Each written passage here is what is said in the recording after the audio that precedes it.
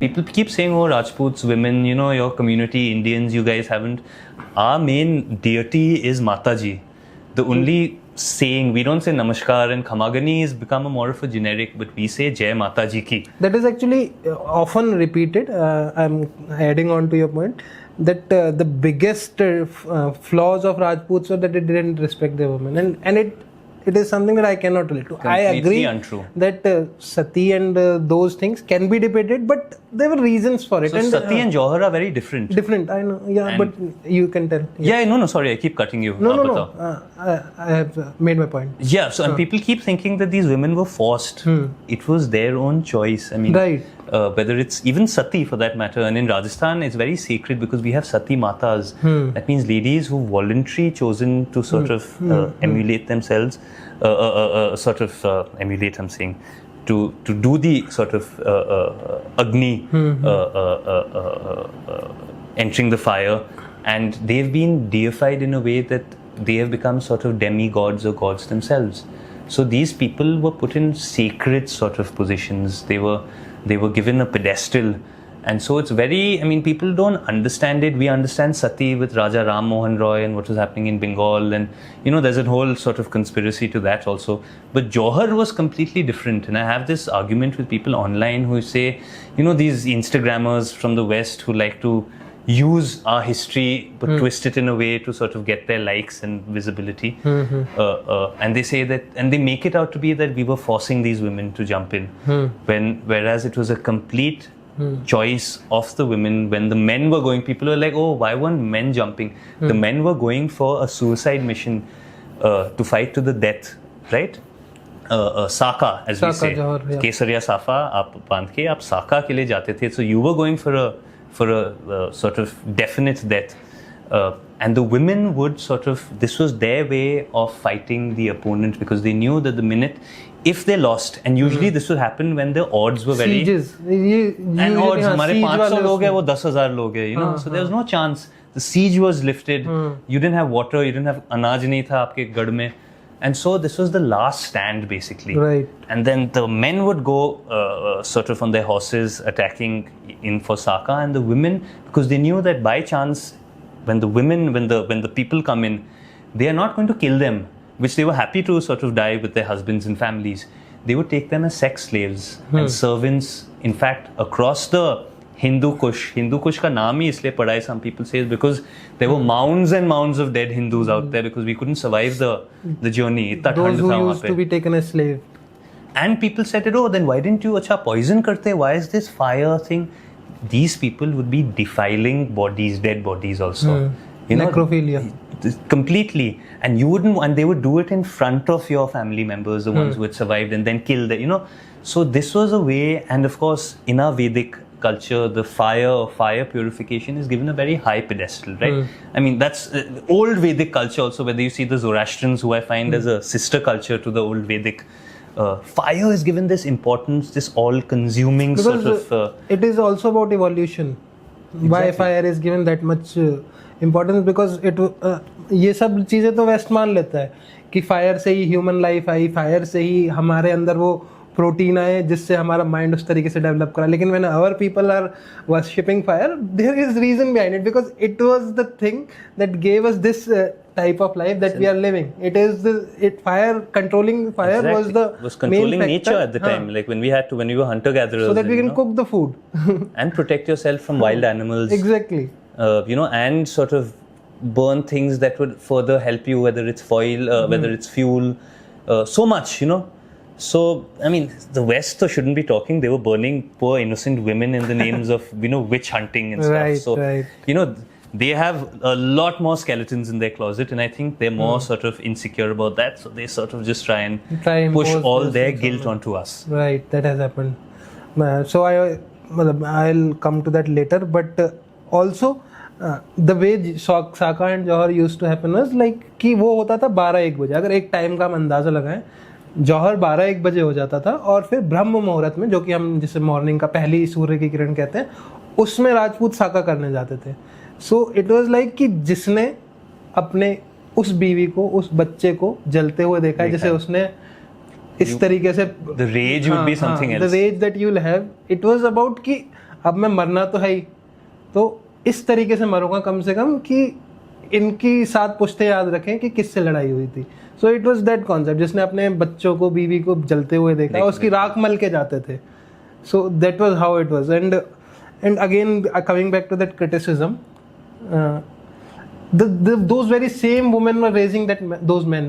It was the women. You think the men were all out fighting in How battles? did that mindset came to their mind? The women Those were the women were strongest. raising. Absolutely, the Rajput women are cut off a different cloth. I feel, you know, they were the ones who were instilling this feelings of honor and pride and courage and sacrifice and nobility in the children. I mean, of course, and they would fight when they had to.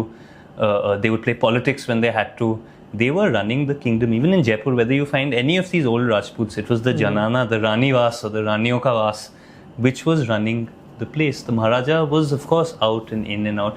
Half the Maharajas of Jaipur have not, or Amber, have not even died out here. They were just out. They were Bengal out and Deccan and campaigns, Afghanistan. So it was the women out here. And this trend has been coming since Mahabharata time. अगर हम द्रौपदी का भी वो देखते हैं, आजकल ये आ रही है बाहर बातें, पहले तो द्रौपदी को बहुत बेचारा बना के दिखा दिया गया था. Right. But now Amiganatra है, I'm sure you must have heard. I've heard of her, yeah. So the way she describes her, that is entirely different from what we have been told from last 20-30 years. Right. She was the one handling and taking care of entire Indraprasth. Oh wow. Yeah. Like handling all day-to-day matters of Indraprasth. Kings used to do their things like they were doing it in 17th century, 16th century. We were good for fighting, yeah. Like, you know, there is truth to it, yeah. I mean, testosterone is used in that, but the brain of the Rajput ladies. I mean, that's why. I mean, it's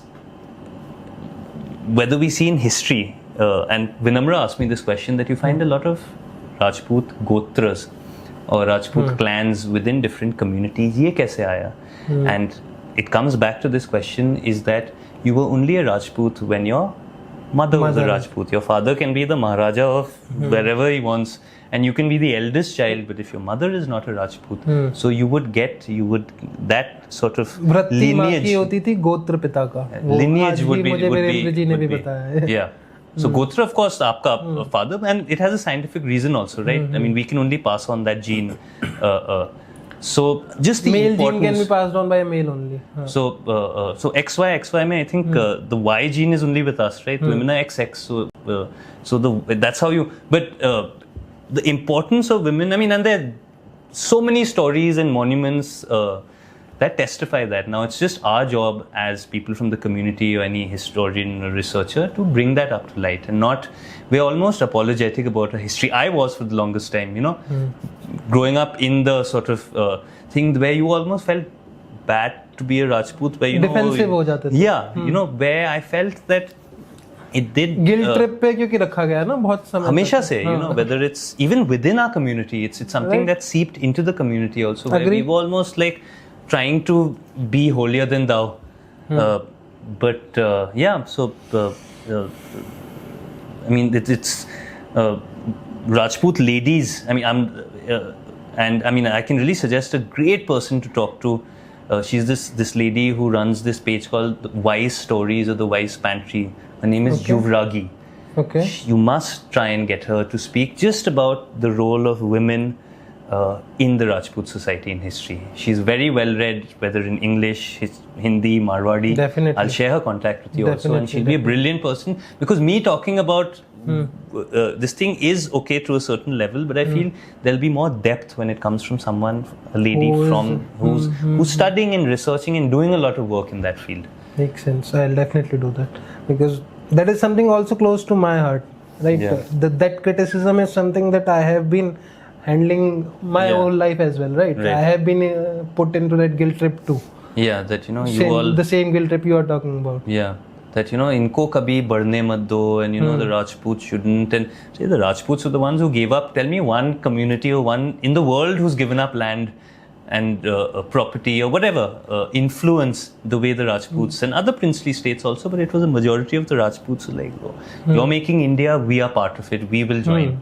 First one to only few kingdoms were there जिनको convince करना पड़ा था. And because of their own political reasons, because of the politics of the leaders at the time, they were trying to sort of And what did the government do then? They've taken away their titles, they took away their privy purse. Everything they promised, they took it away. And then today they're targeting them, and if they have a property that's in litigation which is theirs, the government will say no, and the court will say, how dare these people call themselves Maharajas.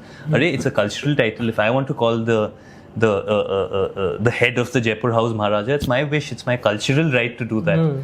If I want to call the Maharaja of Karoli and his son Yuvraj Sahib, it's my cultural right. I mean, how can you say that it's illegal to do that?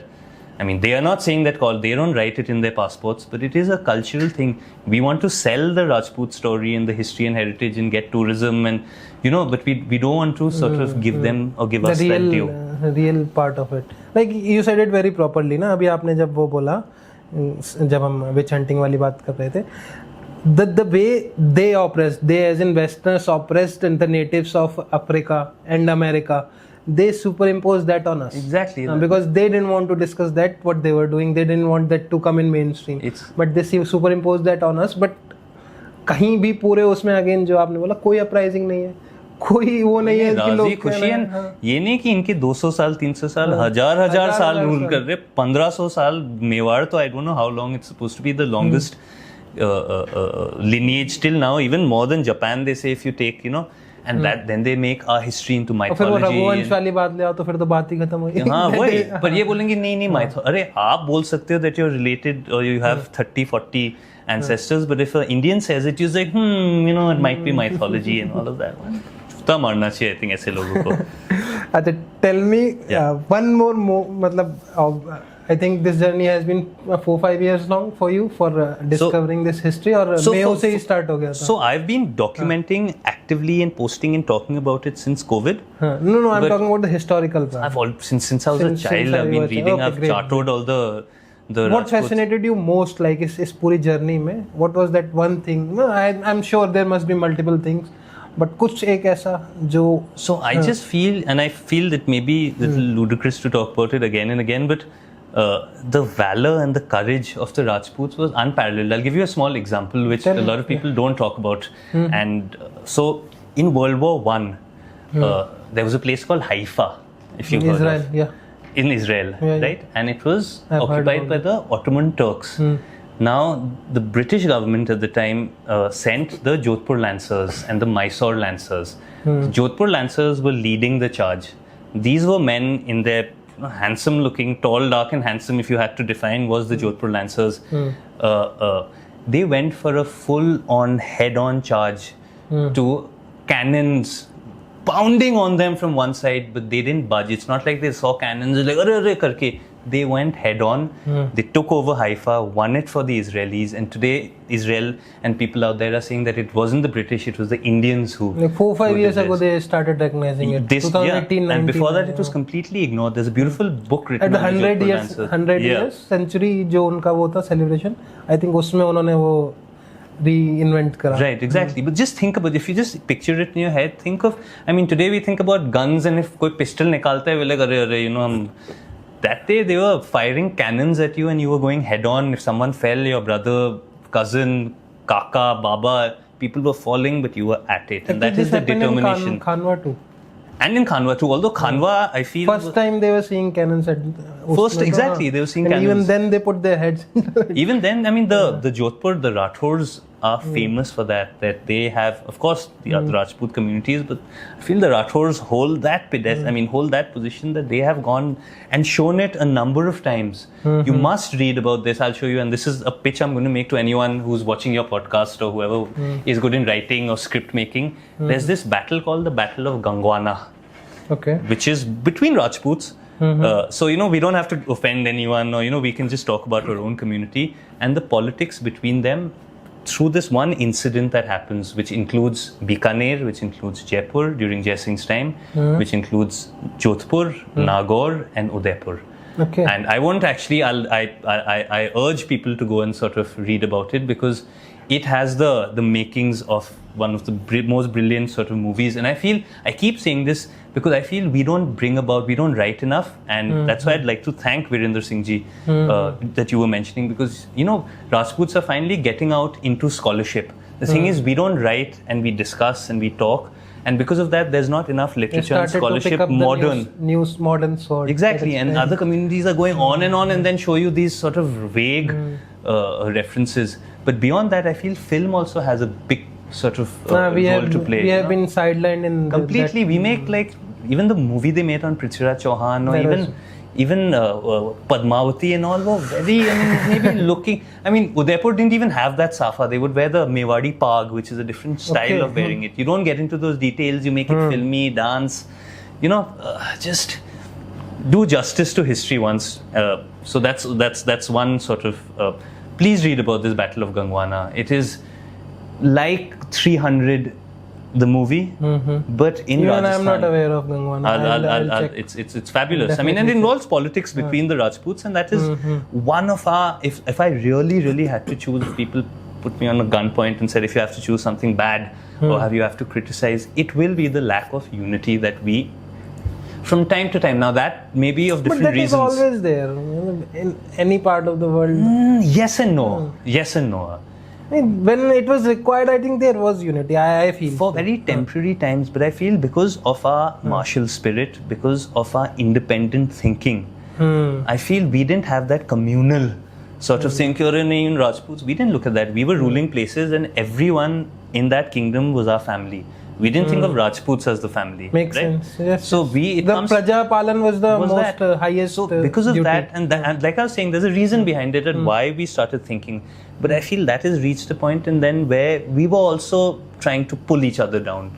Right. Which, I mean, we have to accept when you're talking about the greatness and the strengths. I feel we have to be strong enough to also admit where we lack, so that we can build upon that, you know. And that's what I'm trying to, like, you know, today also Udaipur people will come and be like, you know, Jaipur, or Jaipur will say Jodhpur will do.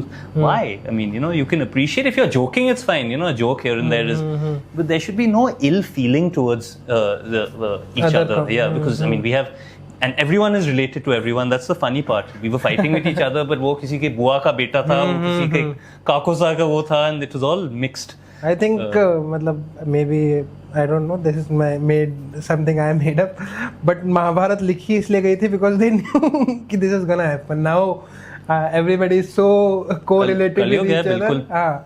The brother is gonna fight brother, and the cousins are gonna fight cousins. I mean, that's relatives are the nature of power, relatives. no? I mean, the minute power comes into the play, it really sort of brings out these tendencies.